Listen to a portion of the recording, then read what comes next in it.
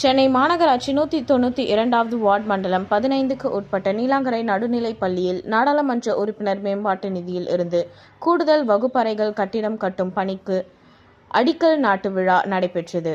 இதில் தென்சென்னை நாடாளுமன்ற உறுப்பினர் தமிழச்சி தங்கபாண்டியன் மற்றும் சோழிங்கநல்லூர் தொகுதி சட்டமன்ற உறுப்பினர் அரவிந்த் ரமேஷ் கலந்து கொண்டு அடிக்கல் நாட்டினர். பின்னர் இறுதியாக செய்தியாளர்களிடம் பேசிய நாடாளுமன்ற உறுப்பினர் தமிழச்சி தங்கபாண்டியன் 4 வகுப்பறைகள் கட்ட 67,50,000 ரூபாய் ஒதுக்கீடு செய்யப்பட்டுள்ளது என்று தெரிவித்தார். திமுக தலைவர் அவர்களின் செயல்பாடுகள் மூலம் சிறப்பாக பணியாற்றி வருகிறார். எதிர்க்கட்சிகள் கூட்டம் குறித்து எங்களின் கருத்து என்பது கொள்கை கூட்டணி என்றார்.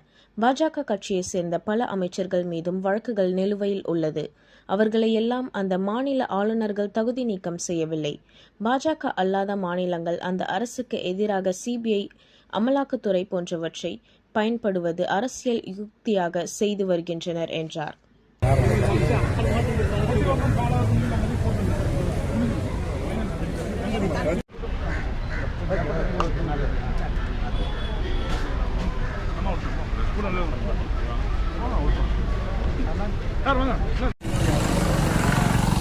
வாட்ஸ்அப் நம்பர் தான்.